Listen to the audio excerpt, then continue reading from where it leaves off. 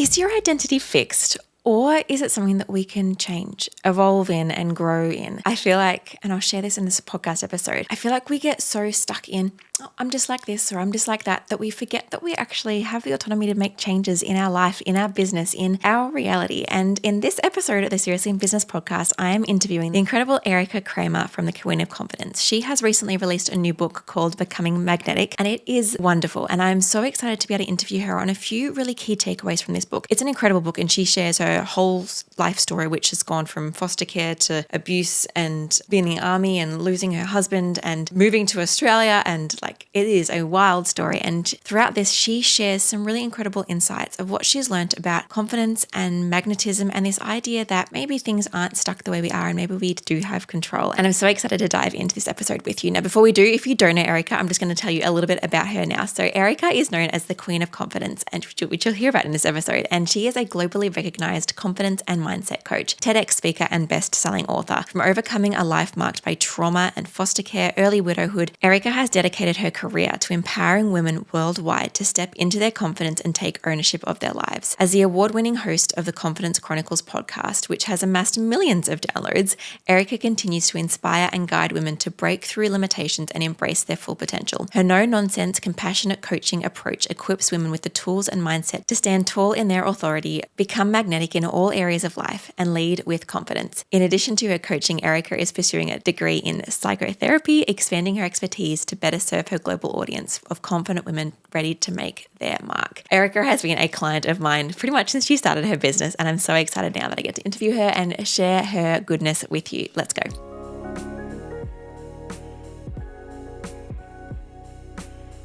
Welcome, Erika, to the podcast. This is not your first time here, but I'm very excited to have you back. How are you? I'm so excited. I'm just loving the purple and pink. Like we are just ride or die, aren't we? People are like, do I have to be so strong on my brand? I'm like, no, I'm very intense. And, like, And it works Erica's for me. intense. And Erika's intense. It doesn't have to be this way, but look, if you want to, it's fun. I did a poll on my stories recently and I said, what's my favorite color? And I had a picture of me wearing all mustard, and people were like, hold on, is it mustard or is it purple?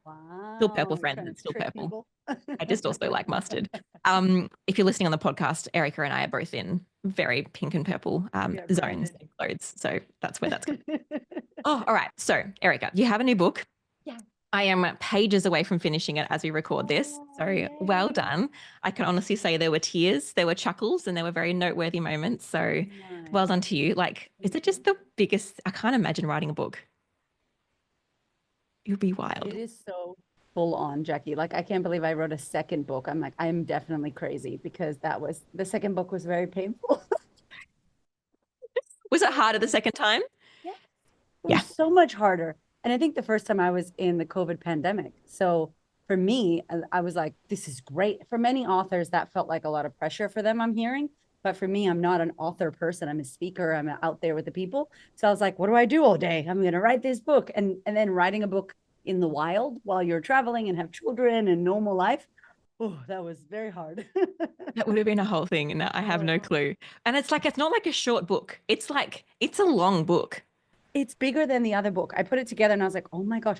And originally I wrote 121,000 words, which is not 75,000 that I was supposed to hand in. So that was fun hacking into it. Oh boy, that's like, yeah, that's my worst nightmare. That was never an issue I've had in life. That was writing too much. So I can't resonate. I cannot resonate. Okay, let's dive into the content. A big thing I want to focus on it must be a pattern in my life right now that I'm thinking about this, which is why I kind of pulled it out of your book. But there was a lot in my mind thinking through this idea of things that we believe are fixed in our lives and things that we can actually change. And there's this idea that like people just say, oh, I'm not a confident person, or I'm not a magnetic person, or I'm not a this person, or I'm not a that person. So they just sit and stay in that identity. So I kind of want to dwell in that a little bit as we explore this in this episode. So the first thing I wanted to ask you to kind of set the scene a little bit is, I guess, can you share a pivotal moment where you kind of realized that maybe confidence and magnetism were things that you could cultivate rather than something you were either born with or not? Yes. Okay. So I feel like when I started to unpack and unravel my crazy life, and by unravel, I just mean like when people say doing the work, it's like therapy, crying, praying, counseling, walking in nature, basically looking at all the stuff that we get so busy and don't want to look at.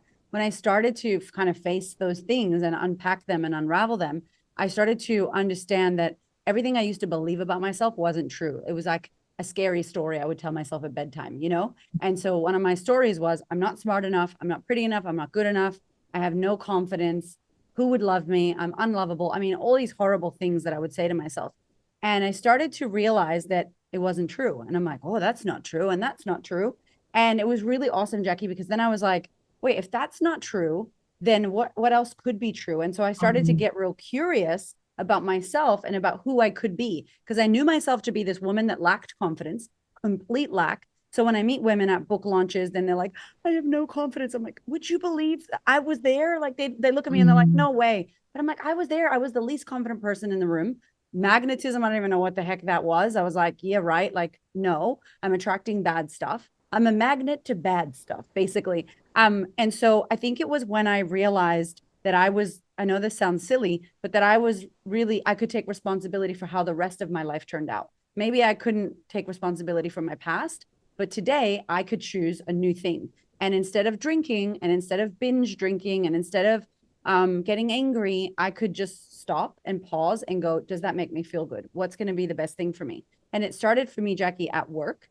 So I was working in the hair industry and I was kind of working in an office that was a little bit toxic. Maybe some of the listeners can resonate where you're like, oh my gosh, why are people talking crap in the office? And it just didn't feel like a positive place.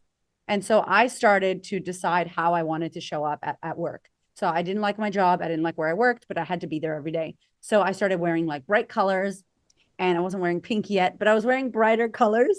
And I would just go, I'm going to talk to everyone in the office. I'm going to make eye contact. And I just decided that I was going to shift the way that that office felt.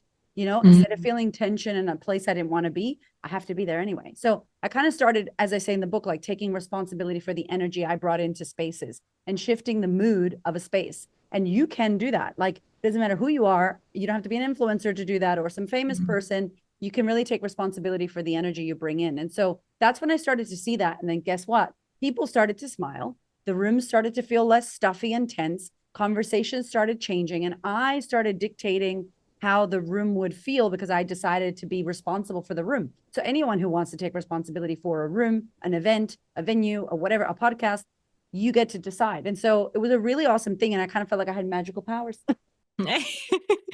It seems like a pretty cool concept. And so the book is called Becoming Magnetic. So I guess for someone that's like, all right, so what's magnetic even mean? Could you describe how you would define magnetic? Yes, that was me. I was like, what is magnetism? And I love that we love to think about spirituality and putting crystals in our bras and all that stuff. Good on you, ladies. But for me, I'm much more practical and I don't believe that. And I hate affirmations, Jacqui. I don't like positive affirmations because a lot of it is vague. A lot of it makes you don't believe it. And so when I thought about becoming magnetic, it's for anyone, but I work with women. And so the book has been written for women, but I've had a lot of men message me and say that they've loved it. So brothers, thank you very much. But basically, I wanted to help women to attract what they wanted, to build more confidence, to really own their presence. And their presence doesn't mean you wear sprinkles and sparkles and you're loud and extroverted. A lot of people think magnetism is, do I have to wear sequins like you? I'm like, no. The more introverted, calm, chill people actually are more magnetic because there's a mystery to them and there's less is more, right? So magnetism to me is about attracting what you desire, but also being responsible for repelling what isn't for you and understanding that like a magnet, you're going to polarize, you're going to repel stuff. And that's a good thing. And I think women need to be able to repel without feeling scared. And it's about connection for me. I feel like my magnetism brings great people into my life. And then I get to smile and say good morning. And then they feel good and they walk around feeling good. I walk around feeling good and the world is a better place. So I just feel like it's about connection and about taking responsibility for what you attract. Yeah. Yeah. I think you've said taking responsibility a few times now, and I feel like that's probably a really big key Chapter to 4. all of this. I love that you know so quickly, Yeah. like what chapters in each chapter, what's in each chapter. You'd assume so because you spent a lot of time writing this book, but honestly forget. Yeah. Okay. And so one of my favorite parts of the book, which I wouldn't, if you had have asked me, if I had looked over the chapters before I read it, I wouldn't have said this would be my favorite chapter. Because as your designer, I have worked with you and I've seen a lot of your concepts already. And one of your programs a while ago, you had this concept of alter ego, and I remember making like these worksheets for it, and I was like, this sounds fine, whatever, alter ego, cool. You're writing on some cute things on a piece of paper. Yeah. But then the way you explained in the book, I was like, oh, this is really powerful. So, for Mm, those of people that haven't heard the concept of alter love ego that. before, alter ego, could you please explain what creating an alter ego is? And then we'll dive into some more about Yeah. that after that. Yeah. Okay. So I love that. So it's so good that I love that you love that because in every book launch, chapter 5, which is self mastery, which is the first principle, and chapter 7, which is alter ego, the third principle, have been the ones that we've talked about the most There you because go. it's so fun. So at the beginning of the book, I am going to spoiler alert, but I basically dedicate the book to the future version of you. And I say, like, may she feel heard and seen in these pages and be asked to come forward into the now, the future version of you. And so when I wrote like chapter 7 about creating your alter ego, I really wanted to imagine all of us go 5 years from now, 12 months from now, 6 months from now, 6 years from now. Who is the future you that you know you want to be? What does she look like? What does she feel like? How does she walk into a room? And so I wanted to give women, it is from an old program, but I wanted to give them this practical guide on creating their future Jacqui, creating your future Erika. Who is she? What does she sound like? What does she believe in? And then what kind of activates her? Like we all have a song that we love.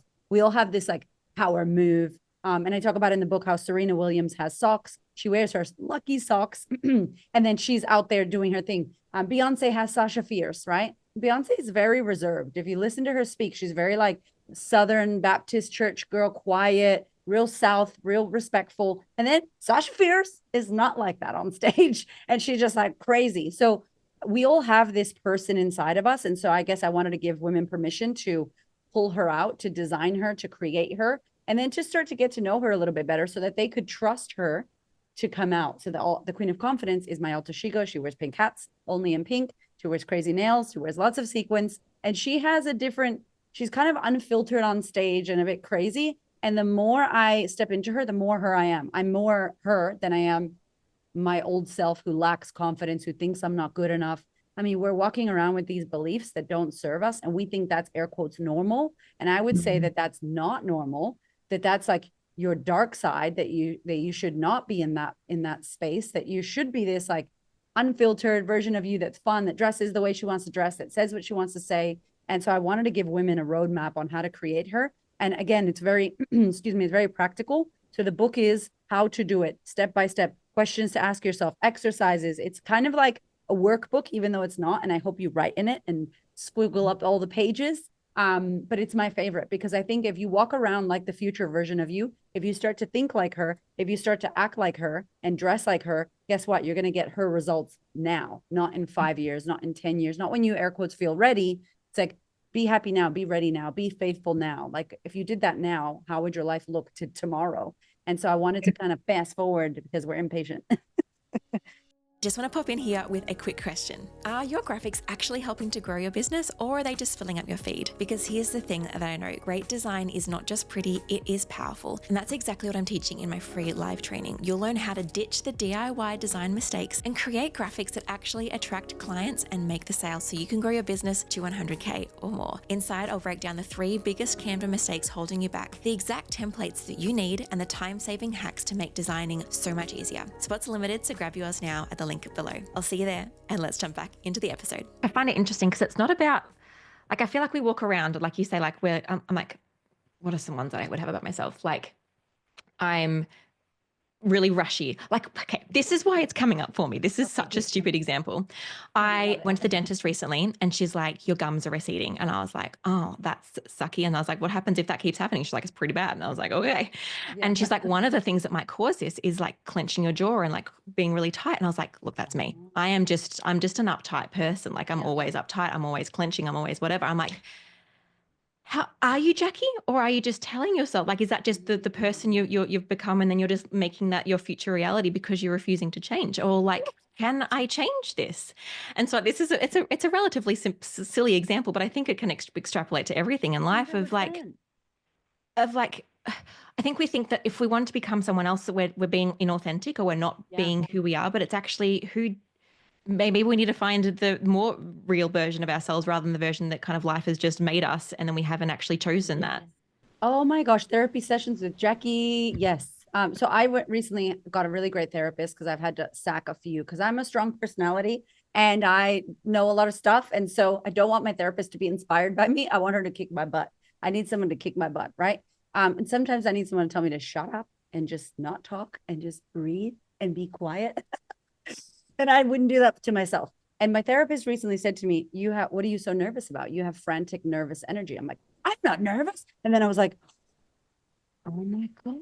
And Jacqui, like, aha moment for me. Like, I wouldn't call myself a nervous person or anxious person, but literally everything I'm doing is like nervous, frantic energy, high strung, control. Oh my God. And then, like, whoa. And then I don't believe that if all the tabs aren't open, I'm not going to remember what I'm supposed to remember. So I leave all the tabs open. And then she just really talked into me and was like, "You will remember what you need to remember. Like, your brain can remember that." And I don't know, it was just such a beautiful reflection to see that, yes, I have had nervous energy. Yes, I get a lot done, but I don't know how to stop. Yes, I run around like a chook without her head cut off. And that's not, she goes, "I saw in your email something about queen." She's like, she doesn't know who I am, which is fantastic. But she's like, a queen does not run around people. She tells people to do things. And she is very demure and very settled. And I was just like, this lady. And it was wild because I believe it's the key to things. You know, you think it's nothing to go to the dentist and have a clenched jaw, but it's like, what am I clenching? What am I holding on to? What am I Hey. gripping? Where am I not letting go of the grip? And why am I, what am I scared of? What's the fear? Oh, where else have I had to hold it together? How long have I had to do this for? Oh, geez. And then you start to get into these chapter 5 self-mastery moments of like, wow, I've actually had to do that for a long time and it served me back then, but now I can release the grip and then let someone else hold on, because maybe I release and then someone will help me versus I have to hold it because no one else will hold it. It's like all these hands are here. Yeah, it's pretty interesting. Yeah. Yeah, I totally, yeah, yeah, it's, and so I feel like my alter ego, when I probably sit down at some point and like write this stuff out, Yeah. she might be regulated, you know, she might just be chill. I can imagine a chill Jacqui. I can't picture her yet, but maybe Yeah. she exists and I can She's kind of great. push towards that and like embody that rather than just assuming that I'm just stuck as what I'm stuck with Yeah. forever. Thank you for being open and vulnerable because that is really, I think a lot of people would resonate with that. And it is, Mm, I want to say a lot of people are like, is that fake it till you make it? And I really hate that statement. I think it hear makes that. us, you know, it makes us feel fake, which you're not fake. You're a real person going through real life things. And to make it, where are we making it to? There's no place to get to. There's no end. We're never going to stop growing or wanting things. And so I think that it's important to think about, who do you want to be? What would you love? I would love to be calm. I would love to be grounded. I would still love to be loud and powerful, but I don't want to feel frantic. I don't want to feel nervous. I don't want to clench my jaw, whatever. I don't want my receding gum line, you know? Like we want that version of us. And so it's like, cool, what I'm doing now is leading me down this way. What does she do? If we had to pretend to tap into her, how is she like that? And then even if you just make it up, it's kind of cool to go, well, she possibly has more support. Well, she possibly has a rest day. Well, she definitely doesn't worry about blah, blah, blah, like I do. Well, how did she not worry about that? And then it's like you find this reverse engineer map to her. And I feel like it's the future version of us going, it's possible. Let me show you the way. And so you listen to her instead of listening to what's driven us for so long, which a lot of us, maybe not for you, but a lot of us, I think, are driven by our past traumatic experiences, our conditioning, the beliefs that don't serve us. And so it's just a cool new way to tap into future you. And she will guide you and she will make a roadmap. And then I do things in the book to step into her, like exercises. So definitely do the exercise, Jacqui. Okay. I should. That's the tricky bit. I did the audiobook because Oh, I'm not yes. so great at reading books. And I need to like, yeah, note Audio some and things read. down. I learned Yeah. it from Hermosi. I was like on a plane Yes. listening to his book and having his book in And real life. reading it And I was like, there. this is actually really good for my brain. It was cool. Yeah. Yeah. I So, can definitely yeah. picture that would be good for my brain as well. Yeah, it's good. Yeah, it's like this different, like I'm just caught myself saying like I'm not very good at reading. And it's like, is that my chosen identity or is that like my Uh-huh. actual like, can I change? Like Yes. what part anyway, I feel like we just all need to be constantly questioning of like, do I want to accept this part of my identity or do I want to Yes. or is there something I can do to change this? But even right there, where you just like, oh, I just caught myself saying, I'm not good at that. Like, I've stopped saying if, I've Mm, stopped saying I am something bad. I've stopped saying like anything I am something bad because it's true. It has been that. And then it's kind of like they say, what is that old Henry Ford? Gosh, his quote is still so relevant. But it's like, if you think you can't, you can't. Like, if you say, I'm not good at reading, I'm not great at design. Like, I remember saying, I'm not a designer. And Chris Doe said to me, you are a designer. And I was like, you're right. I care about this much more than my clients, Jacqui. I'm like, you don't understand. You need to fix your graphics. It looks like you got them done with a VA overseas. They don't look good. And my clients are like, whoa, why do you care so much? And I'm like, oh my God, I am a designer. Am I a traditional designer like you? No, but I have a designer in me. I'm sure I have the eye. Yeah. So Yeah. when I tell myself I'm not, then I go, oh, I can't worry about those things because I leave myself out of a big pool of creativity, So I think it's nice that you just caught that's the self-reflection is going, oh, actually, in the past, I haven't been a person that reads a book because I've had children and I've been busy and audio has been good for me. But it doesn't mean I can't in the future. It doesn't mean tomorrow or in 5 minutes. So I kind of say, like, in the past, 5 minutes ago, I've struggled. But today, I'm a new I woman. was struggling with this, but no longer. That's what I say. I know that's silly. And then my husband always goes, if we can go to America, I'm like, when? And he goes, all right, when? So now Hamish is going, when we do this, when we make that money, when we sell the retreat. And I'm like, yes, because we will, but we can't say if, because then it's so subconscious, but that's the tiny little millimeters of the subconscious that run our whole lives. So I love that you caught that. That's awesome. Yeah. So, okay. I think another thing a lot of women struggle with, especially in business, is like this self-doubt and feeling like they need external validation, and which is a huge thing. And like putting a business out there is you're putting a piece of your heart out there. And as a designer, it's even more so because I'm putting a piece of my creativity out there. And it's like we look for validation from our clients or from people on social media or X, Y, and Z. How can magnetism stop us from chasing approval and start attracting opportunities instead? Such a good question. So at the end of the day, when you move through the 5 phases of magnetism in the book, so phase 1 is self-mastery, and self-mastery, you will never get to self-mastery. I'm never going to master myself, but the pursuit of self-mastery, my goodness, what a beautiful life, because you're always trying to be better and grow. The second one is standing in your values. So understanding who you are and what you value, this version of you today, not the younger version, not who you want to be, but what do you truly value? And I think many of us are following maps that are leading us to destinations where we don't want to go. And it's a map that you got from your family or society or whatever. And then the third is creating who do you want to be in the future and stepping into her now. The fourth is, what is the fourth? Evolution, which is the test. So now you said you want to be this alter Shigo. You said you value this. And here comes the test, right? You go, are you sure, Jacqui? Test, test, test. And if you fail the test, you will know, right? Or you go, no, I'm holding my boundary. Yes, I am this person. I'm going to show up anyway when it's hard, and you pass the test. Then you get to phase 5, which everyone wants to get to, which is magnetic aura, which use whatever word you want. What it means is you start to effortlessly almost feel like everything you want starts to come to you. And as if like a magnet, like, oh my gosh, I want that job. I want that book launch. I want subscribers on YouTube. Oh my gosh, it's all happening. But it's happening because you move through the 5 phases and nobody knows this about you. They meet you at phase 5. So if I meet you at the airport, I'm going to meet your energy. I'm going to meet your vibe. I'm going to meet your essence, the way you feel, the energy you give me. When I say energy, I don't mean like energy. I mean literally like, how do you feel as a person? Are you like, or are you like, hello? What kind of vibe are you giving me? And so I meet you there. But what I don't know is that you've moved through all of this stuff to get that incredible vibe, to have that confidence and backing in yourself. And so I think that if you are someone who wants to start bringing things in and getting opportunities and drawing in what you desire, a great question to start, even if you don't get the book, a question to start is, what is currently blocking me from being who I want to be? What is currently stopping me from stepping into my confidence? What's currently on me that I need to take off that's not serving me? Because I say in the book, and I truly believe you already are a magnet. You're a magnetic person. You're a person that attracts and repels every day. The problem is, are you repelling what you want? Are you repelling amazing high ticket clients? Are you repelling your followers? Are you repelling the love of your life to my single ladies out there? Many of us are repelling because we're operating in lack.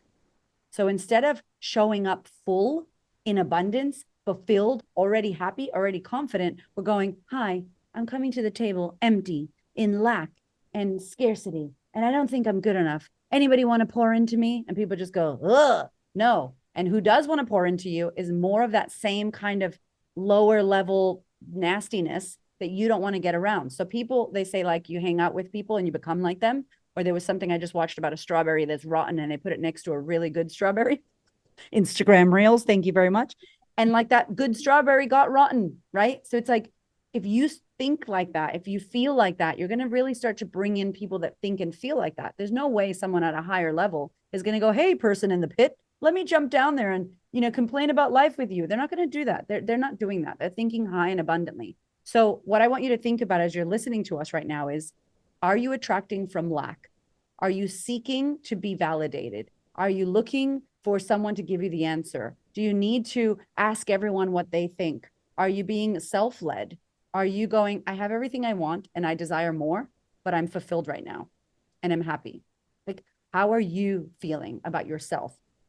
Because I think that everything comes from us, that self-mastery. And so if you are lacking, if you don't know what you value and you're standing in, if your future self has not come to the table and you're walking around as the version of you now or the past version of you, and then people keep trying to cross your boundaries and you let them, you're not going to have a powerful essence about you. And so really, I guess the key is, am I attracting from lack of like, I don't have enough, I need it, I have to have it? That's real scarce. That energy is not powerful. Or am I attracting from, I'm full and I'm grateful for what I already have? What do they say? I don't read the Bible much, but what do they say? To he who has a lot more is given, or something like that. You know what I'm saying? So if you're full and you have a lot, you're going to get more because you're not scarce. You're not, I need this. You're just like, I love what I have. I'm so grateful. And then here you go, you get more blessings, you get more abundance. And so it's trying to step into that energy in every area of your life, feeling grateful for the 4 followers you have, feeling fantastically grateful for the 2,000 subscribers, for the $5 in your bank account. Thank you. I'm so grateful. Then you start to feel grateful. And that energy of gratitude is receiving energy. So you start to get more, and it's amazing. I don't know if I answered your question. I hope I did. No, you did. You nailed it. Going off. No, I love that. Man, I could talk to you about this stuff all day long, but I am going to wrap us up. Can you let me know 2 things? Firstly, obviously, we all need to read this book because it's the stuff that we flitted over today was just like a micro minute of what was inside the book and the content in there. So firstly, how we can get your book. And secondly, if we do realize that we do need to work on this stuff, what are some next steps that if we want some support around that too? I love that. Okay, so Becoming Magnetic, it is available everywhere. If you're in the US, it's coming out in May, and I am coming to the United States to come and visit and book launch with everyone. So you can just get it at thequeenofconfidence.com or just Google Becoming Magnetic. There are some real cool bonuses as well if you do order the book and you go to thequeenofconfidence.com. Jacqui's gorgeous team made me the beautiful website, so please go there. Yes. And you can download like a confidence playbook with 50 steps to become become magnetic now. And it's real tangible, practical things you could do every day. And get a private podcast called Becoming Magnetic, which is awesome. And in regards to doing more work, I'm a big fan, as you can tell already, of going into your life and unpacking the areas that don't feel like they're sorted. And my life is not sorted. So I have a therapist, I have a coach, I'm a part of things. And I really love when women invest in themselves in that way. And so I have a program called Next Level Your Life. And basically it's a year-long live coaching experience with me in a beautiful community. And we talk about not only next leveling your magnetism, but also your confidence. We talk about relationships, boundaries, love, a lot about understanding your past and why we are the way we are, which I never did in my past programs. Really, it's not about your trauma, but it is understanding why you have these ways of being so you can be more compassionate to yourself. Like Jacqui has been today. You've been so kind to yourself. And now you want to understand these things. You want to work on it because you're not berating yourself. And so I think it's a really beautiful way. So if you are interested in that, it's just called Next Level Your Life. And it's on thequeenofconfidence.com, or you can DM me on Instagram, level up, and I will send you the details. So easy. I love you. I love you so much. Thank you for coming. I so appreciate your insight. Thank you for writing this book and all the effort you put into it. And I'm so excited for all the ladies that will help. Yay. I love you. Thanks, Jacqui. Yay. So thank you for watching that episode. I hope you found it so wildly useful. I feel like once we take ownership of this stuff, the world is our oyster. There are so many things that we can grow in and evolve in. And honestly, business is nothing except it's like a personal growth journey. I've had to grow so much in my business, and I hope this inspires you that maybe you can do some incredible things for yourself as well.